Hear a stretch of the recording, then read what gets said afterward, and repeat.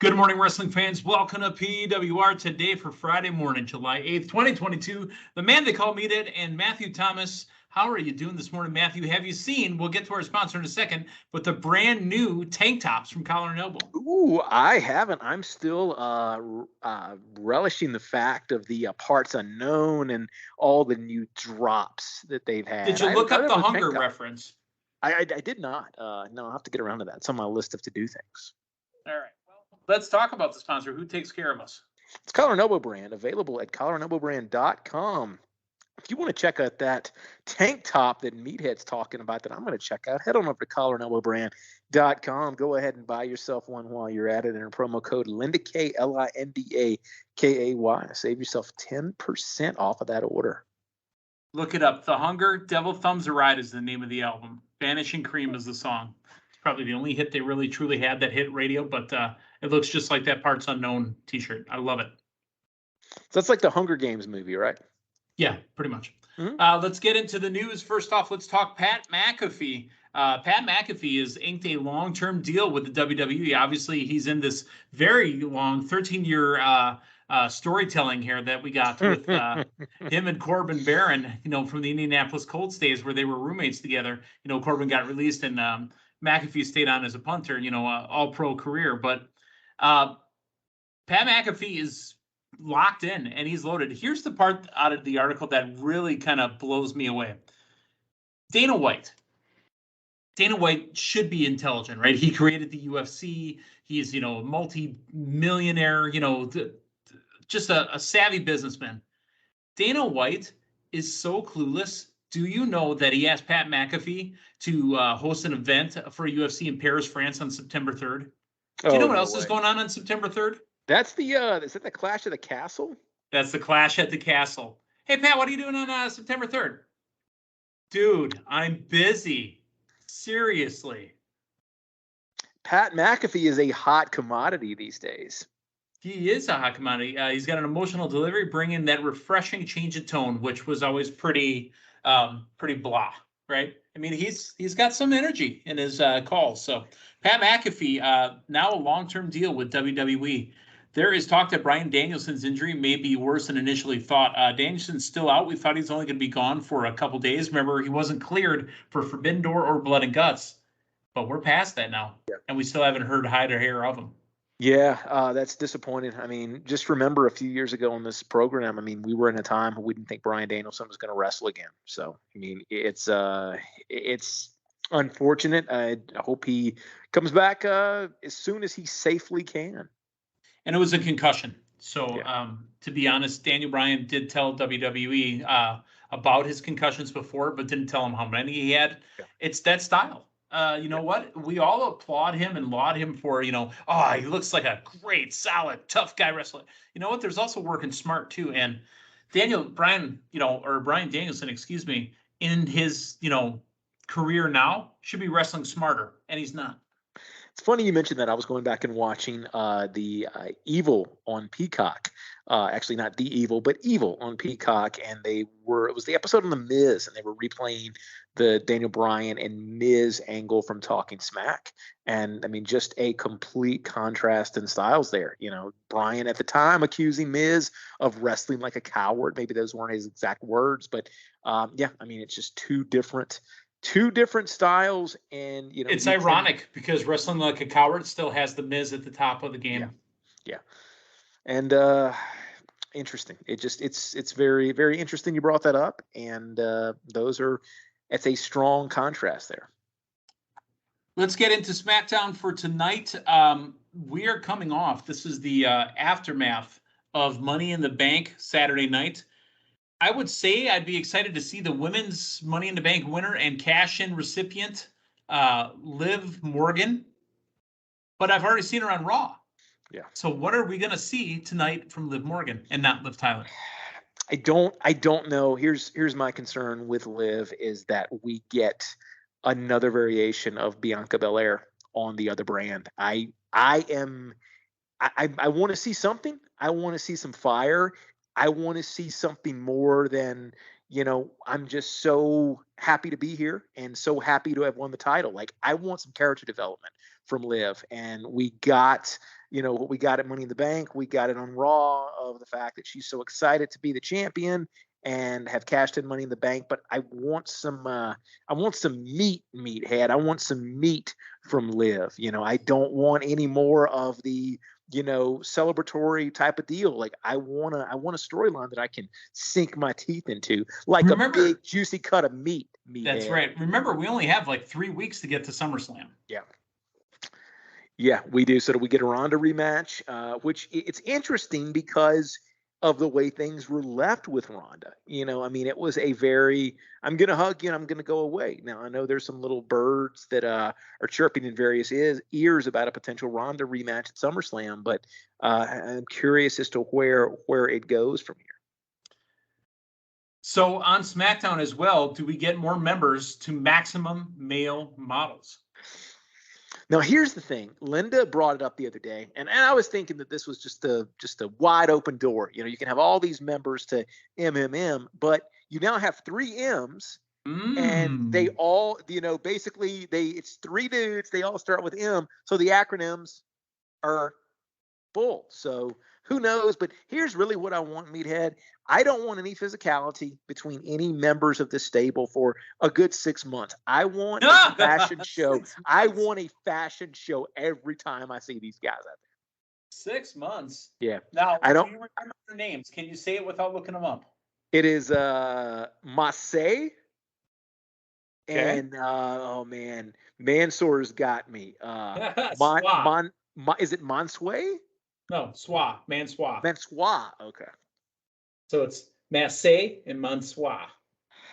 Yeah, I will say running this now the only thing that could make this, and it would throw off the acronyms, but if this is how we actually get an on-screen premiere of Elrod. Would that not be wonderful? That would be wonderful because they'd be on different brands technically. Yeah. So they could both live. Yeah.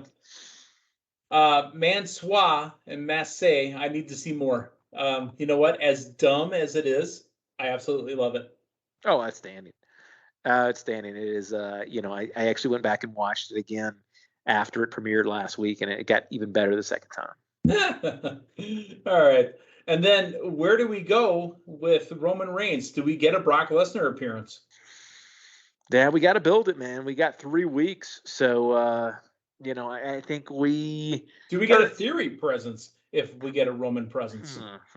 Interesting. I don't know how they're going to use Theory. I don't know if you're going to kind of keep him in the background or what you're going to do. This is a last man standing match. So you got to think that the person who does not win this match ain't standing. Wait a minute. No, the person who wins the match is going to be the champion, so you have to cash in on the champion. However, what if both are not standing and Theory inserts himself into the match? Oh, but here's the thing. So because all he has to do is get a 10 count. If they don't stand up for 10 seconds and he just inserted himself in the match, he's now the winner. Oh my goodness, you're right. You could go Seth Rollins at WrestleMania and they're both down. And all he has to do, that's genius, Meathead. That's genius and Meathead, kind of go hand in hand. So, and the cool thing is, if he manages to do that, then Team Nelson Mandela gets 2 title wins. Oh yeah. You don't get 2 title wins. You get 1 title win, but you get a cash in though. Yeah. So we'll see. We'll see a lot of questions to be answered. But for a good question, you need a theory. Well, there you go. Pun intended. All right, let's move on to Rampage tonight. Matthew, here are the matches that are going to be happening on Rampage tonight. We've got Eddie Kingston and Kanasaki Takashita, I believe. Serena Deeb and the Ring of Honor Women's Champion Mercedes Martinez take on Kayla Sparks and Christina Marie. The Gates of Agony with Tully Blanchard returning. Defeat the Ring of Honor champion. I didn't say that. We'll take on the Ring of Honor champion Jonathan Gresham and Lee Moriarty, and then Orange Cassidy 1-on-1 with Tony Nese. Is that 4 matches? That is 4 matches. Oh, Matthew, we also didn't talk about tag team wise, Speaking of Ring of Honor, FTR on Wednesday night challenged the Briscoes to a title match at Death Before Dishonor. That'll be fun to watch. Yeah, we got that ROH pay-per-view coming up under the umbrella of Tony Khan, but still its own thing there. So I think that'll be a classic. So we like to do this. Let's go down the 4 matches. What opens? I think it's Eddie Kingston. You know what? You said Orange Cassidy's on the card, right? That theme song's going to pop somebody. I'm going to go Orange Cassidy. Okay. So Tony Nese is in a ring, and then Orange Cassidy comes out to his theme music? Yep. Or they're already both in the ring because it's not Orange Cassidy and Tony Nese. I don't think that is. They don't pop for Eddie Kingston's music. They pop for Eddie Kingston. I think Takeshita's in the ring, and here comes Eddie Kingston, or Eddie Kingston's already in the ring. Then we get somewhere in the middle, Orange Cassidy coming out for the music. So, no. I think Gates of Agony and the Serena Deeb and Mercedes Martinez match are in the middle. Yeah. I think Eddie opens, and I think it closes. No, I think it closes with Gates of Agony. How about this? How about JR was on the call, right? When we left. On the second hour. Yeah. Yeah. So how about JR goes to the back, then comes back out, and JR opens? How about no? He gets to. How about no? You crazy bastard! He gets 2 entrances. JR goes to the back after every match, and then comes back out.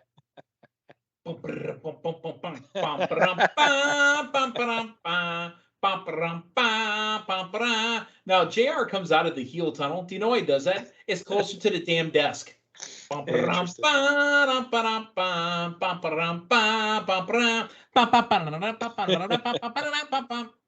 That's enough of that. Or it's long-term storytelling, man, and JR is going to viciously assault somebody at the title match to a pay-per-view coming. Bug out, I'm whooping your ass.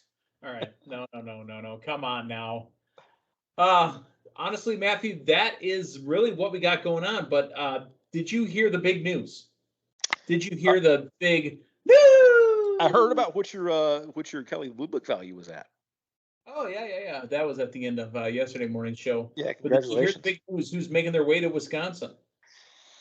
Let's see. That's going to be Bob Newhart. Not Bob Newhart, my friend. There is a gentleman that goes by the moniker of the Nature Boy Ric Flair, making his way to GLCW Ballpark Brawl. What? That's right. GLCW Ballpark Brawl featuring the Nature Boy. Woo! You're getting my legit reaction here. I had not heard this. Saturday, August 20th, Wisconsin Brewing Company Park, 1011 Blue Ribbon Circle, north of Conomowoc, Wisconsin, with the Nature Boy. Oh, my goodness. I might have to make my way out for that. With a special guest for the day, the WWE Hall of Fame icon, 2-time Hall of Famer, the Nature Boy Ric Flair. Woo! That's huge. That's huge news right there. Did you also hear who's back in wrestling action starting tomorrow night? I have no idea. The kid that wears the fanny pack. Oh, is he really? He is back and wrestling. Oh my goodness. These are just absolutely this is big. But Matthew, news that's not here. The biggest news out of the biggest news. Saturday, September 10th, 7:30 p.m. in Merrill, GLCW's Rocking, featuring Marty Jannetty. Ooh, the way you set that up, you really emphasize rock. So I guess it was for the rockers, not the other first half of the name. Wow, that's some big news there. That's from our friend, the Popcorn Knight, David Hero. Oh my goodness, a lot of things popping off there in the greater Milwaukee area. The Nature Boy coming to the greater Milwaukee area. I think the real trick will be to get Nature Boy to pronounce the Conomowoc. Yeah, I don't know if he's going to try. Woo, styling and profiling. They're going to build a space mountain right off of I-94. You know what? They might as well, man. More power to them. Put those taxpayer dollars to good work. Matthew, that's all we got for the week. Do you have anything else that we need to talk about? It's been a short news week.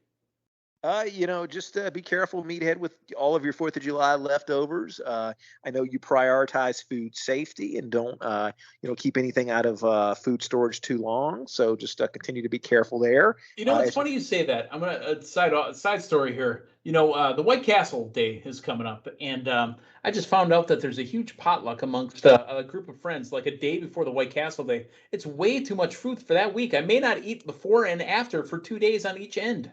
Oh my goodness. Oh my. What the thing of it is, you're like like a bear or something that like eats before they hibernate. You basically just you have Fatten up for the winter. Yeah, you have your spell where you just basically prioritize your eating, then you can take a little break.